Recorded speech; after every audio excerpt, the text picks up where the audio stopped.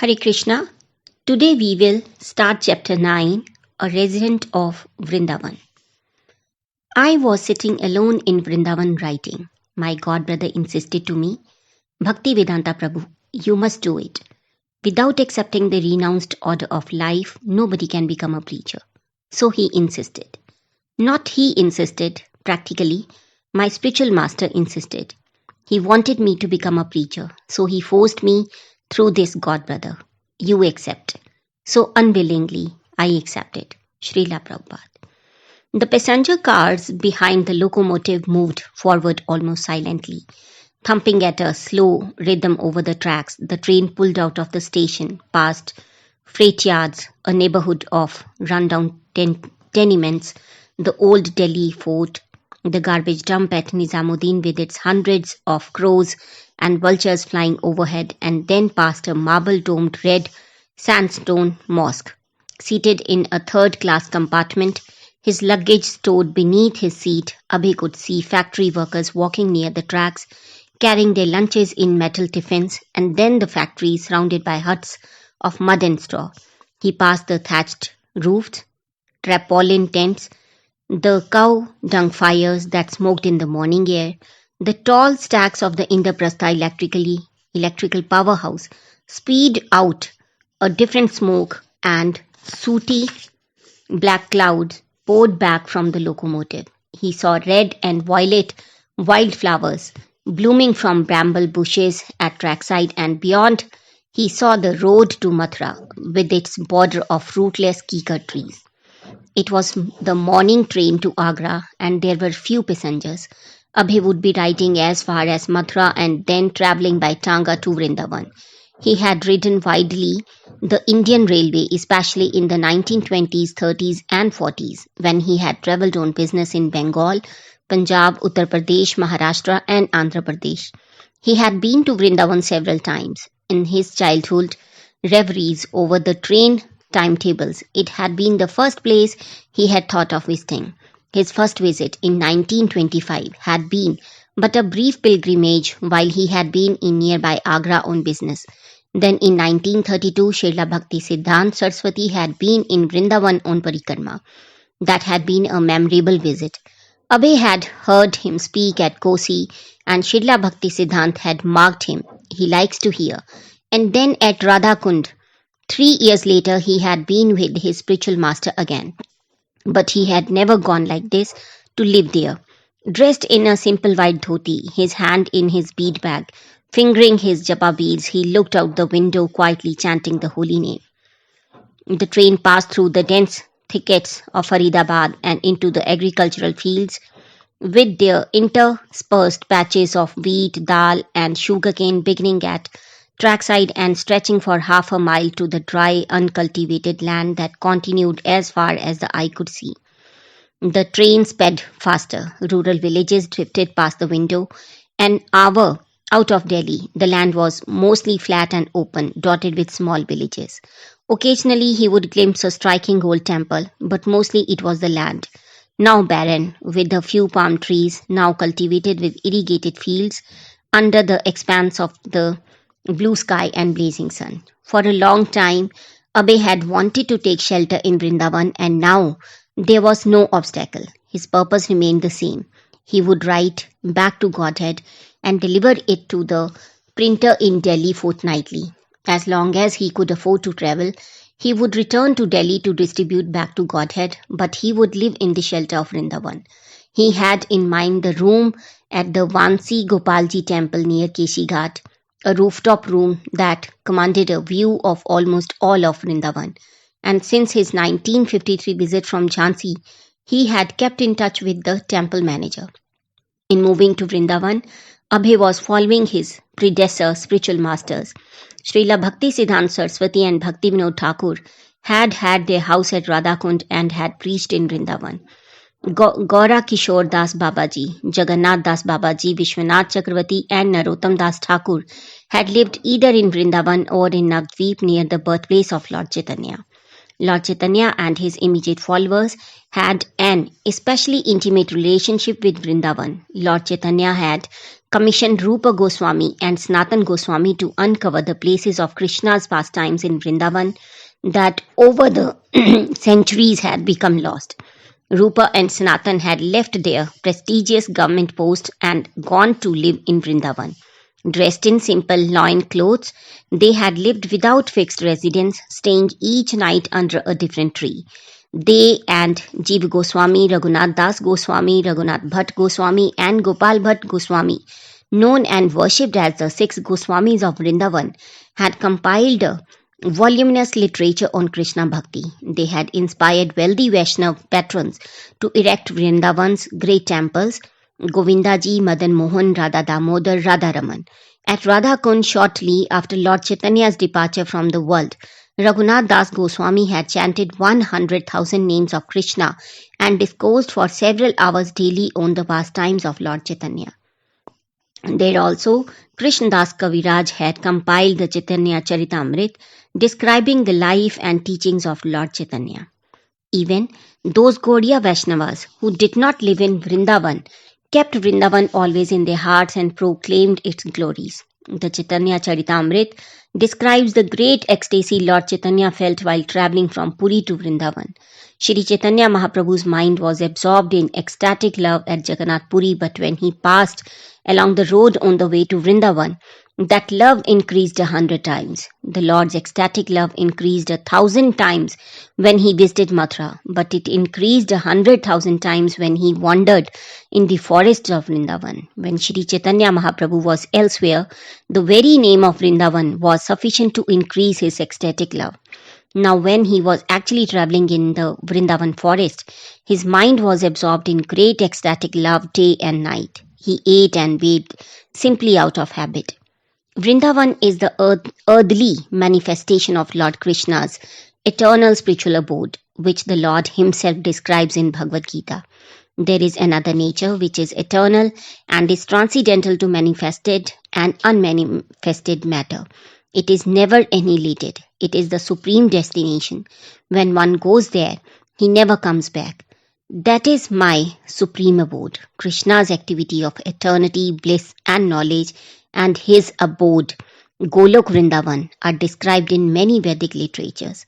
I worship Govinda, the primeval Lord, the first progenitor, who is tending the cows, yielding all desires, in abodes built with spiritual gems, where he is surrounded by millions of purpose trees, and always served with great reverence and affection by hundreds and thousands of Lakshmis or Gopis. Although Lord Krishna's abode, Golok Vrindavan, is far beyond the material world, when Krishna comes to earth, he displays his eternal abode in the Vrindavan of India. That 84 square mile tract in North India is identical with the eternal world in the spiritual sky. To live and die in Vrindavan guarantees the devotee's transfer to the eternal spiritual world. The residents of Vrindavan, even the animals, are exalted. At the end of life, they will transfer to Golok Vrindavan. Lord Brahma therefore prayed that he might take birth as a clump of grass on the outskirts of Vrindavan, so that these pure devotees would purify him with the dust from their feet. And Vaishnava Shastras declare that even by only a brief visit to Vrindavan, one can realize the Supreme Lord in his heart. Chaitanya Charitamrit states, like the transcendental body of Lord Krishna, Gokul is all-pervading, infinite and supreme. It expands both above and below without any restriction. That abode is manifested within the material world by the will of Lord Krishna. It is identical to that original Gokula. They are not two different bodies. The land there is touchstone, Chintamani, and the forest abound with desire trees, although material eyes see it as an ordinary place. The ideal place to execute Krishna consciousness is Vrajbhumi or Vrindavan, when people are naturally inclined to love Krishna and Krishna is naturally inclined to love them. The train arrived at Mathura. Abhay stepped down with his luggage and looked around, noting the recently constructed Mathura Junction building. Proceeding through the gate and out of the station, he found a tanga driver, agreed on the fare and started for Kesi Ghat. For half a mile, the wobbling horse-drawn cart followed the road between the tracks and the railway yard. At the main road, they turned left, passed under a railroad bridge, and entered an open market. Piles of fruit, vegetables, and grains were displayed on the ground, their vendors sitting beside them, bartering and measuring while customers miled about. The women of Mathura, dressed in brightly colored saris, yellows, green, pink, and purples, moved busily in the market. The vehicular traffic consisted mostly of bullock carts, the drivers often squatting on the wooden yokes between the shoulders of the animals, whipping alternately one ox and then the other with the length of rope joined to a wooden handle.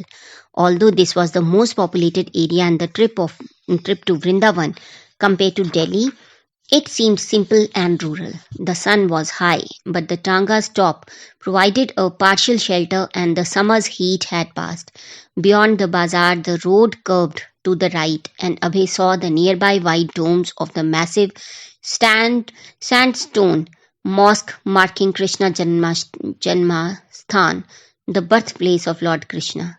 Centuries ago, invading Muslims had destroyed the large Krishna temple and created the mosque in its stead, and now directly in front of the mosque stood a newer, smaller Krishna temple. They approached the three-way junction, New Delhi, Central Mathura, Vrindavan. The driver struck the horse with his whip, and the Tanga proceeded along the Vrindavan road, edging through a herd of white cows, the herdsman walking amongst them, carrying his stick. The road was busy with tangas and slow creaking ox carts loaded with market commodities and pulled by squat black water buffalo. A string of small spindle-legged donkeys carried oversized loads of firewood and sandbags. Although much had changed in Abhay's life since he had come here to see his spiritual master during the parikrama years ago, Vrindavan had remained the same. He felt he had done the best thing in coming here, leaving the heat, the traffic and fumes, the human passions of Delhi. It was a natural relief. Yet even as he felt transcendental emotions for Vrindavan, impressions of his months of preachings in Delhi lingered in his mind, the city streets and himself going from place to place with his back to Godheads. Life in Delhi had been constant vigorous preaching. Now he was more than 60 years old, but he was not coming to Vrindavan to retire. He had retired from household responsibilities, but not from his responsibilities of making back to Godhead as popular and sophisticated as illustrated weekly. He would live in Vrindavan and commute to Delhi, but he would never stop preaching. The sight of taller trees signaled the precincts of Vrindavan as the thin horse trotted along past the police station and water trough for animals. On either side appeared the garden courtyards of private estates and ashramas.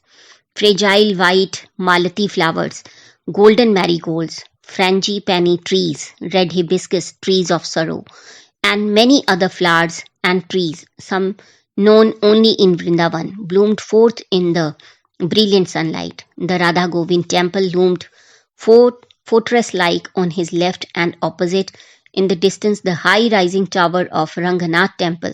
They entered narrow streets, tighter and busier places with markets and city dwellings, and then it became quiet again.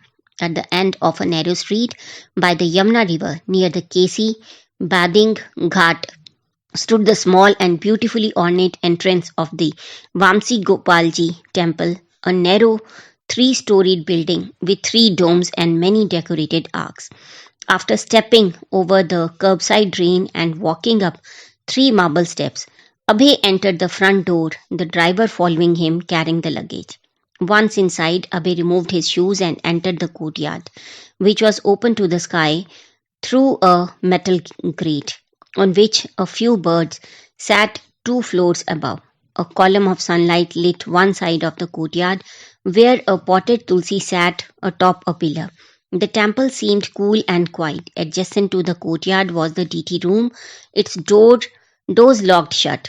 Overhead was a mezzanine with rooms whose entrances were visible from the courtyard. A few saris and strips of clothes hung on improvised clotheslines. Mahant Gopal, the temple pujari, whom Abhay had known since 1954, greeted him cheerfully. He was about the same age as Abhay and had long grey hair and an unruly beard. Although Abhay's attire was modest, he appeared well dressed compared with Gopal, who wore only a coarse dhoti. Gopal led Abhay upstairs. Coming out onto the roof, Abhay smiled to see again the wonderful vista.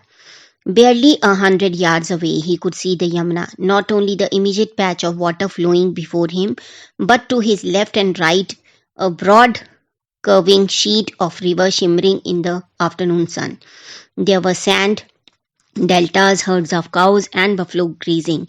The flat, grassy banks of the Yamuna, and plains, and trees as far as the eye could see. And in the opposite direction was the town of Vrindavan, marked by dozens of temple spires and domes. Abhay's room, the only one on the roof, was small with narrow double doors and barred windows. Sitting on the apartment's roof, monkeys with their tiny offspring sat watching unalarmed. Just outside the door, a 2-foot high cement pyramid signified that the temple deity was directly beneath. Abhay entered the room. Through the barred windows, he could see the palace at Kesi Ghat, the venerable tower of the Gopinath temple, and beyond the uninterrupted flat river, the green banks and the sky. After acquainting Abhay with the details of the room, the small kerosene burner, the rope and bucket for drawing bath water from the well to the roof, Gopal meticulously produced a government-stamped rental agreement. Abhay wrote a short paragraph declaring himself a disciple of the late Srimad Bhakti Siddhanta Saraswati Prabhupada and attesting to his renting the room at 5 rupees per month. Both parties signed. After his bath, Abhay took prasadam and rested. When he heard the bells ringing in the temple below, he went down to see the deities. Gopal, who had been the temple's pujari for many years and had seen its reconstruction in 1923, had told Abhay that the temple deity Vamsi Gopalji had been installed 350 years before by Mahant Prahlad Das of the Nimbark Vaishnav Sampradaya. Gopal himself had installed the deity of Radharani, Vamsi Gopalji, standing in a graceful threefold bending form and holding his flute, was very appealing. He was 3 feet tall and of black marble. Radharani, slightly shorter, was of brass. They were simply dressed in rough white cotton and illuminated by the dim glow of kerosene lamp. Abhay could see that they were being cared for, but because of poverty, there was no opulence. He returned to the roof as the sun was setting over the town of Vrindavan. Having the entire roof's walkway to himself, Abhay walked and chanted japa, enjoying the cooling early evening breeze from the Yamuna. Occasionally, a solitary boat would pass on to the calm waters of the Yamuna, and a devotee somewhere unseen could be heard chanting evening prayers at Keshi Ghat. He felt pleased with this location in the heart of the pastimes of Lord Krishna. He was not a newcomer spending his first day in a strange town. Everything here was already familiar and dear. As Vrindavan was Krishna's abode, Abhay was Krishna's servant, the servant of the 6 Goswamis, the servant of his spiritual master. He felt at home. As day turned to twilight, temple bell rang throughout the town. Abhay walked to the western side of the roof and looked into the city of thousands of temples. The Govindaji temple, the Ranganath temple, and thousands of smaller temples were having their Sandhya Aarti and Kirtana, glorifying Lord Krishna. Abhay responded to the sights and sounds of Vrindavan as only a pure devotee could. His thoughts and emotions were full of appreciation and awareness of Krishna, Krishna's devotees, and Krishna's land. Naturally, he began to think of preaching, hankering for others to know the intimate peace and ecstasy of Vrindavan. Krishna, the Supreme Personality of Godhead, was inviting all souls to join him in his eternal abode. Yet even in India, few understood.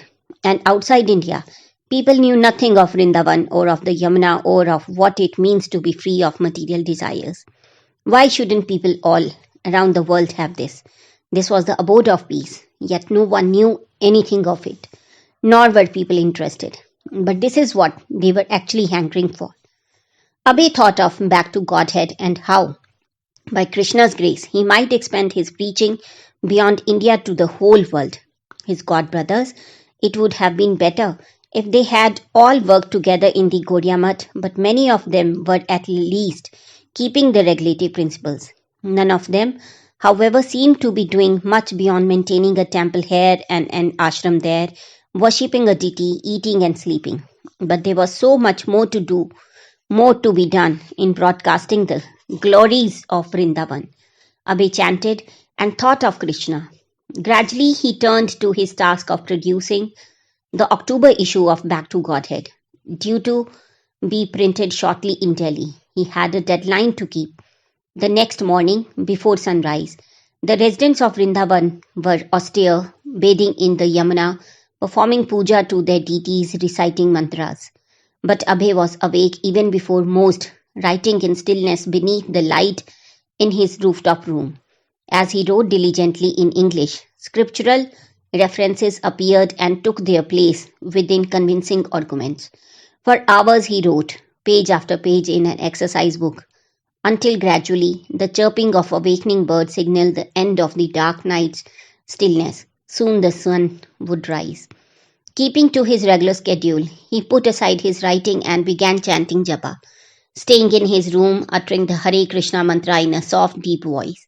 Even before the first traces of light in the sky, before the river was visible, a few Babajis reciting prayers made their way through the streets, heading for the Yamuna.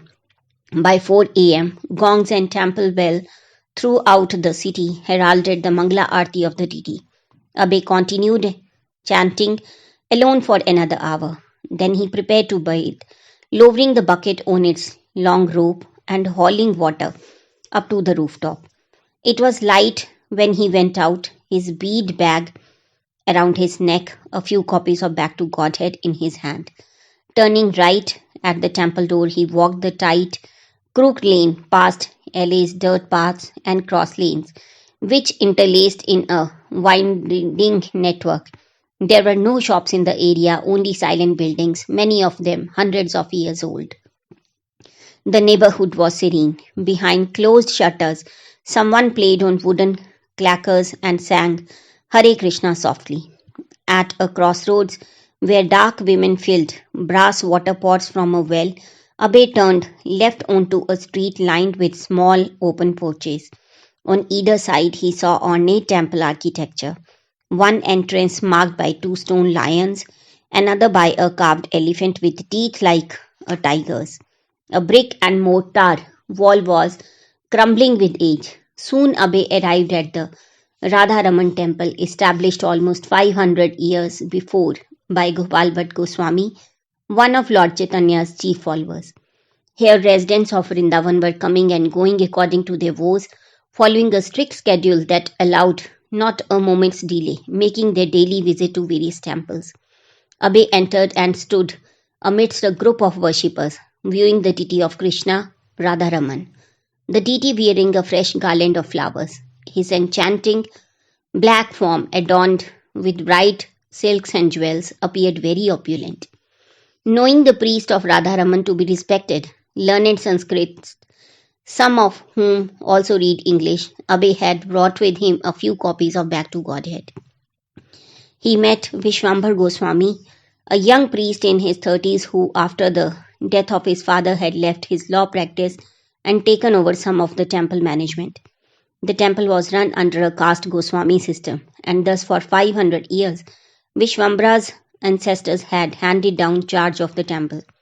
Although Vishwambhar had met many sadhus, he was immediately struck by Abhay's gentle and humble demeanor. He accepted the copies of Back to Godhead and sat and talked with Abhay. Abhay then continued along Vrindavan's winding lanes to visit on other temple, Radha Damodar. He passed old Babajis and women carrying water, a commercial shop beside an open porch where people worship a Shivlinga, monkeys sitting atop a high concrete wall and ranging from roof to roof, ledge to ledge, chattered and gestured as Abhay walked beneath. As the morning progressed, barefoot children had begun to appear more frequently, playing within the open doorways. As he walked along chanting japa, his right hand in his bead bag, his lips moving softly, Hardly anyone in Vrindavan knew him, but as an elderly, cultured Bengali gentleman, he did not seem an unusual sight. He was a religious babu in a town devoted entirely to religion. Abhay would regularly visit Vrindavan's important temples and afterwards he would shop, returning to his room around 11 with vegetables for cooking. Using the kerosene burner and a three-tiered cooker, he would cook rice, potatoes, and sometimes sabji. He would also cook chapatis. He would take only one meal a day at noon and in the evening a cup of milk. When he did not have time to cook, he would take the prasadam of the deity. After lunch, he would nap for 15 minutes and then write. He rarely received visitors but stayed alone writing. Just before sunset, he would again go out visiting temples. At Kesi Ghat, he would pass by sadhus sitting alone here and there, facing the Yamuna. The river itself was little, trafficked, sometimes a boat or two, slowly moving on the river's placidity. Sometimes a fish splashed in the water or a bird winged along the river watchful. Kesi Ghat was quiet and beautiful, especially after the sun had relented for the day. Sadhus would hail Abhay on sight with Vrindavan's common greeting, Jai Radhe, and Abhay would return his Hare Krishna. When in the evening he walked through town, he would find himself amidst the vibration of one kirtan after another, in the temples of Krishna, Rama, Chaitanya, Narasimha, or Shiva, in ashram halls, in homes, even amongst groups walking on the streets. There would be kirtan. Hare Krishna, Krishna Krishna, Hare Hare. Hare Ram, Ram Ram, Hare Hare. He would often see Bengali widows gathered together in a hall. Thousands of them lived in ashramas in Vrindavan, staying together with few wants, wearing dull white saris, keeping their hair cut short, never leaving Vrindavan even for Mathura, wanting only to stay in Vrindavan, to die in Vrindavan chanting Hare Krishna. A man would sit playing mridanga and leading a chant while a group of widows clapped their hands unevenly, responding in their childlike voices. The drum, the clapping, the singers, unpolished but earnest, made a sweet sound in the evening. As Abhay walked, no sooner would the sound of one kirtan fade than another would rise loudly before him and then fade behind him as another rose to meet him. A temple bell ringing formidably, intermingling with the drums, timbrels, and chorus of another group, or a single person passing nearby singing his own Radhe Radhe. Even the greetings were Kirtana, Jai Radhe, Hari Bol, as faces passed, as carts clattered by, as men joked or made their last transaction of the day in the market, and as stray cows made their way home, their bells clanging around their necks, somehow everything was in connection with Krishna. And as Abhay returned to the secluded Vamsi Gopalji temple, there also he would hear kirtanas, only more private, perhaps only a husband and wife in their room. The man playing mridanga and singing one line of a bhajan, his wife singing in response. Vrindavan was not ordinary. Every singer sounded sweet, in his own way an expert melodist, and everyone sang of Krishna. Krishna was present in every occasion and event. Srila Prabhupada. The glories of Krishna nobody can understand. Similarly, Vrindavan, the land which is known as Vrindavan, also has unlimited potency. When you go to Vrindavan, you will find unlimited potency of spiritual atmosphere. Still, if you go to Vrindavan, you will see so many saints and sages. Still they are worshipping Vrindavan Dham, as Lord Krishna is worshipable. Similarly, his place, Vrindavan, is as good as Krishna. It is also worshipable. Hare Krishna. So we will stop here and continue our reading next time. Till then, please keep chanting Hare Krishna, Krishna Krishna, Hare Hare, Hare Ram, Ram Ram, Hare Hare.